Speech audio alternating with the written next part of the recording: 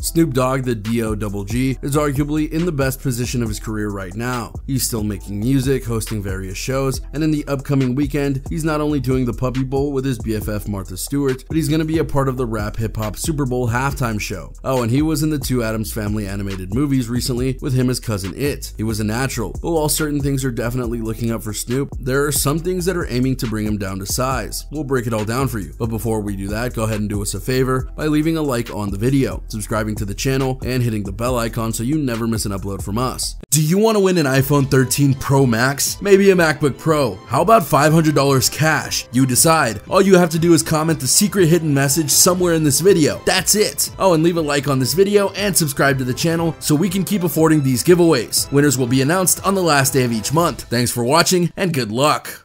And with that being said, let's get straight into the video. Death Row Records' new owner. Yes, it's true. Snoop Dogg, who rose to fame during the 90s on Death Row Records, has acquired the label's brand from MNRK Music Group, which is controlled by private equity funds managed by the investment firm Blackstone. Terms of the transaction were not disclosed. However, a source close to the situation tells Variety that Snoop's acquisition of the Death Row brand is the first part of a transaction that is expected to see him also acquiring some of the label's music rights, his own and unspecified other artists. The source says the deal is expected to conclude in the coming weeks. Anytime a major artist steps up to get a label, it's a big deal, and this one makes sense for Snoop for the very simple reason that this was the place where he got his big start. So by getting this label, he not only gets some of his music back, but he can help raise up the next generation of performers. And if you listen to Snoop, you know that he has some very strong feelings about the current new crop of rappers, so he likely wants to help shape the genre in the way he feels is best. Impact and history. The news comes just days before Snoop appears with Dr. Dre, Eminem,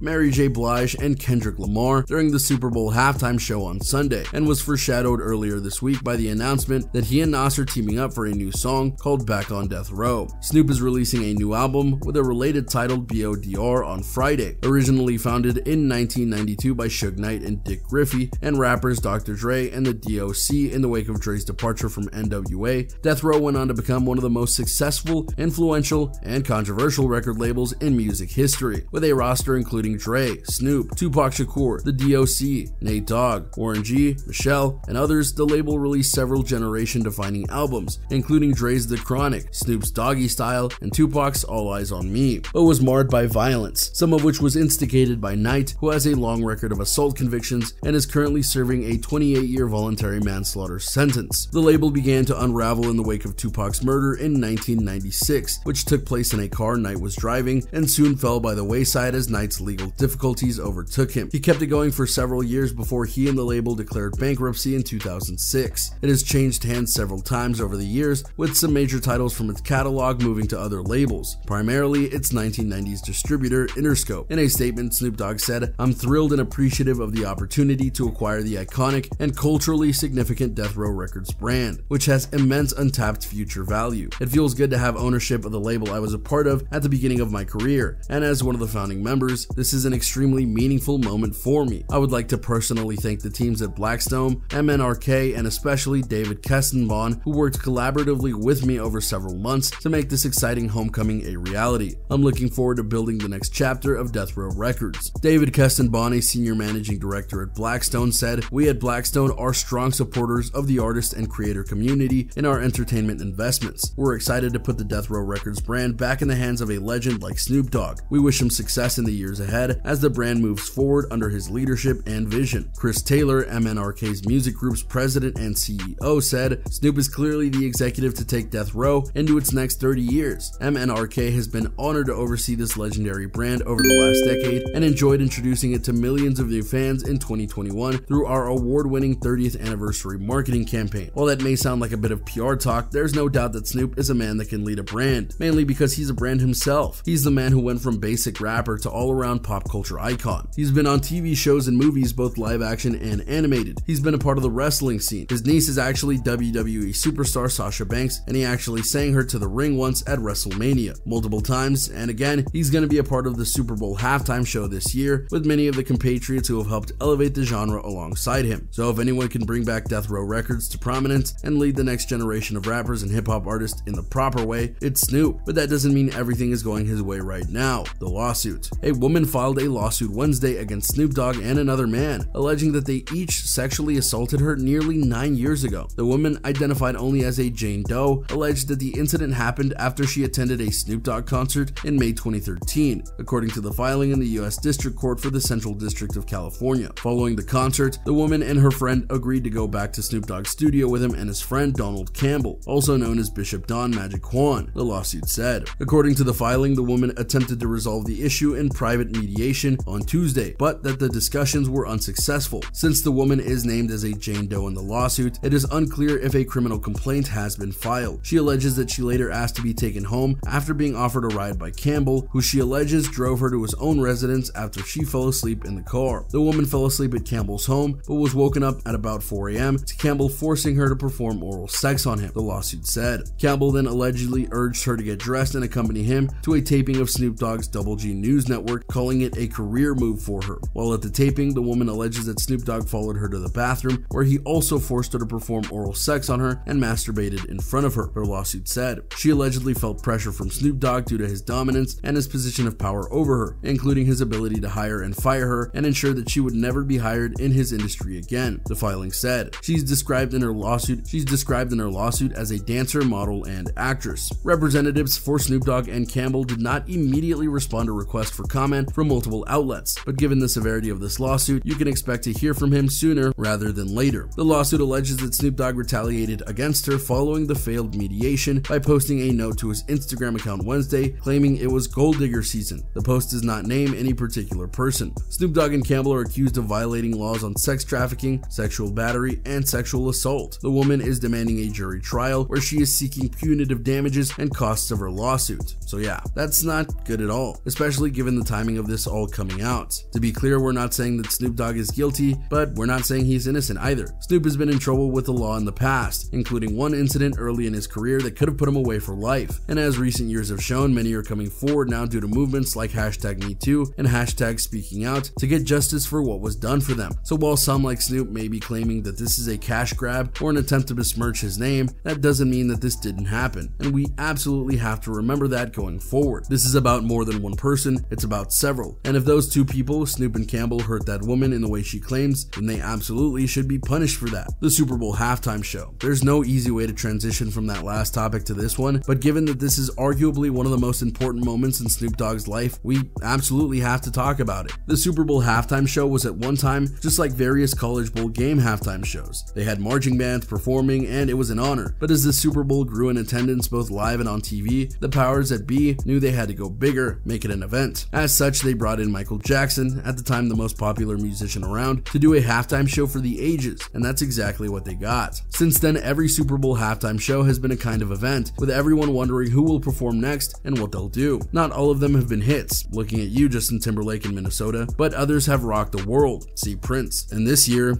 they're bringing it to the modern age. Yes, there have been hip-hop and rap stars at various Super Bowl performances in the past, like with Usher making an appearance and others, but this is one that is focused on the rap/hip-hop genre. Collectively, the 5 performers have taken home 44 Grammy Awards. Snoop Dogg is the only one with none, despite 17 nominations. Eminem has 15 Grammys, Kendrick Lamar has taken home 13 Grammys, Mary J. Blige has 9 awards from 31 nominations, and Dr. Dre has 7 Grammys. While we can't say that this halftime show will be on the level of Michael Jackson, after all it hasn't happened yet, this is the biggest attempt that the Super Bowl has made to bring the rap hip-hop genre to the halftime show, and they brought absolute legends to make it happen. Even Dr. Dre, who's been in this genre for decades both on the mic and behind the scenes, he made Eminem in many ways, says that this is the start of the next phase of his career. All 5 of these artists know that all eyes will be on them, and they need to be ready for it. If we're to get future Super Bowl halftime shows with artists like these, they need to make it rock, for lack of a better word. The eyes of the football and music world will be on them. Let's see how they do, because it will affect their genre for years to come. And there you go, everyone. A look at what's going on with Snoop Dogg right now and how his highs and lows are coming at a very critical time in his life. Do you think that him owning Death Row Records now is a very big deal for the community at large? What do you think of the assault case against him? Do you feel this Super Bowl halftime show is really going to shake things up this year? Let us know what you think in the comments down below. Be sure to subscribe, and we'll see you next time on the channel.